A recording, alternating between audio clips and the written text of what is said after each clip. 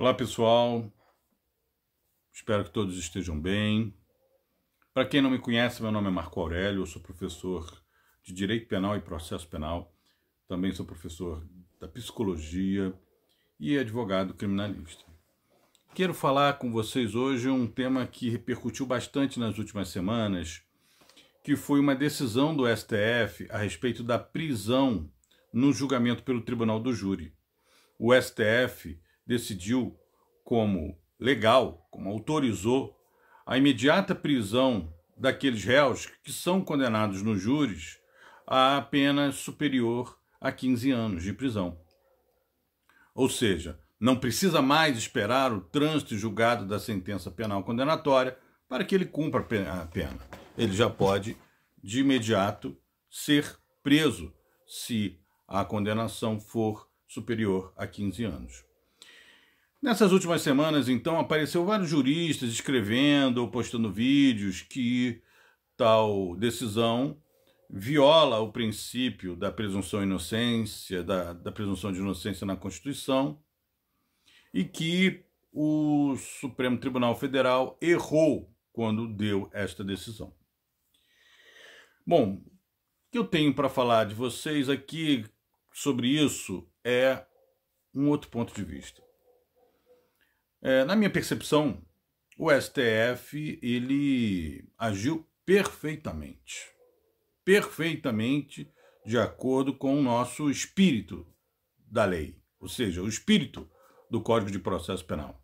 Nós temos um processo penal de matriz inquisitorial. Nós temos um processo penal onde vigora a presunção de culpa. Imaginem comigo que o delegado de polícia conclui um inquérito policial em seu relatório dizendo que o sujeito fez aquele ato, incorreu em determinado tipo penal previsto no Código Penal. O Ministério Público pega o inquérito policial e oferece a denúncia, dizendo que o sujeito fez. O juiz, então, recebe aquela denúncia, pratica aquele ato decisório de recebimento da denúncia, dizendo que existem elementos que o sujeito fez. E como é que no correr do processo vai se presumir alguém inocente? Ainda no júri, nós temos a sentença de pronúncia, que faz com que o réu seja julgado no plenário do júri.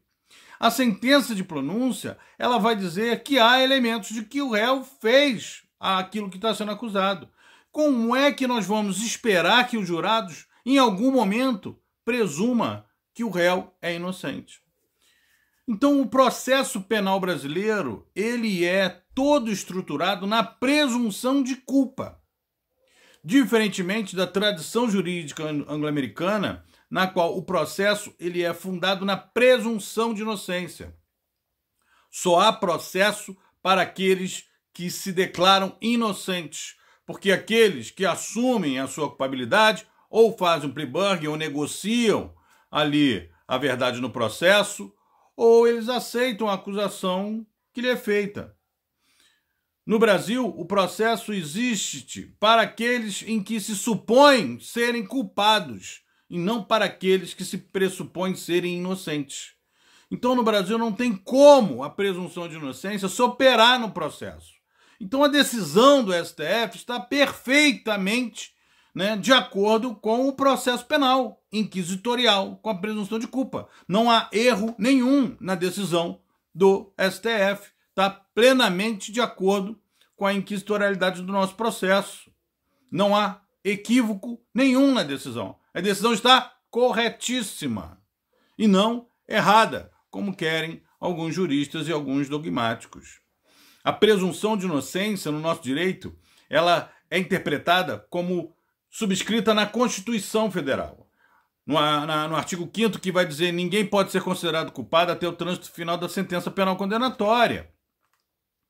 Senhores, vejam bem duas coisas, Primeiro, que não existe a expressão presunção de inocência em todo o ordenamento jurídico brasileiro. Essa expressão não existe. Vai existir no ordenamento jurídico norte-americano, no ordenamento jurídico francês, no ordenamento jurídico do Canadá. No Brasil, não existe. Tanto que alguns autores, alguns juristas, vão falar que a presunção é de não culpabilidade, porque a Constituição fala que não será considerado culpado. Então a presunção seria de não culpabilidade.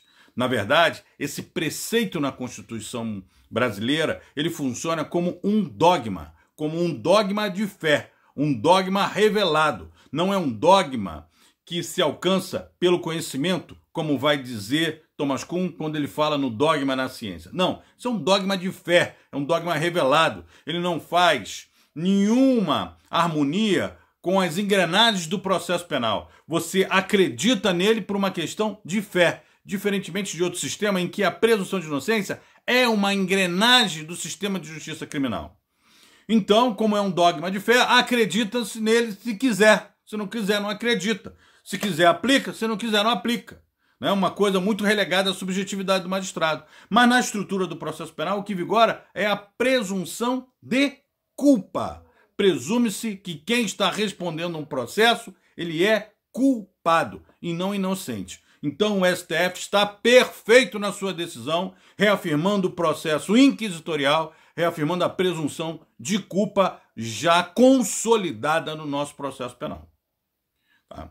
Outra questão interessante é que na decisão o ministro Flávio Dino fala que essa opção é uma opção que devemos experimentar, né? Experimentar essa decisão de encarcerar logo no júri. Bom, eu não compreendi muito bem isso, confesso que eu não compreendi muito bem isso, porque eu não sei de que experiência ele está falando. Se for de experiência de prender as pessoas antes do trânsito julgado da sentença penal condenatória, então eu acho que é interessante porque, segundo o CNJ, nós já temos aí quase 40% de presos provisórios em relação ao total de presos no Brasil. Então talvez o ministro Flávio Dino esteja falando que vamos experimentar prender 50% de presos provisórios, 60%, 70%, talvez seja isso, né? Mas essa fala do ministro Flávio Dino também não destoa com o nosso processo penal, está plenamente de acordo com o nosso processo penal. Gente, é importante a gente pensar o processo a partir de como ele verdadeiramente é e não de como ele deveria ser.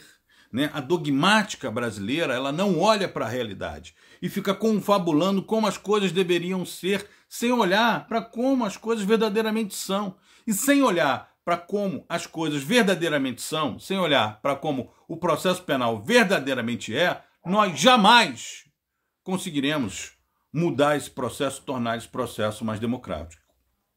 E outra coisa importante, não esperem, senhores, que será o judiciário que vai fazer essa mudança, tornar o processo penal mais democrático. Não será o judiciário que fará isso.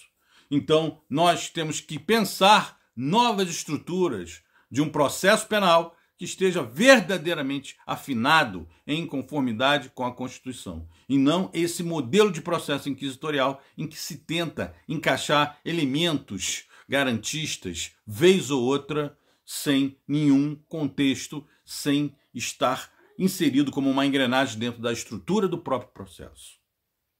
Tá bom? Essa é uma reflexão que eu queria fazer aqui a respeito dessa decisão do STF. Espero que vocês, se vocês gostaram, acharam interessante, ou se vocês não gostaram e querem comentar, eu peço, por favor, que vocês comentem aqui e, se puderem, compartilhem para a gente continuar aqui fazendo esses debates, que eu acho que eles são relevantes na medida em que a gente não está aqui para produzir aquilo que todo mundo está produzindo, aquilo que todo mundo fala. Nós estamos aqui para refletir de uma forma diferenciada e olhar para o processo de uma forma reflexiva. Tá bom? Forte abraço a todos vocês e nos vemos na próxima.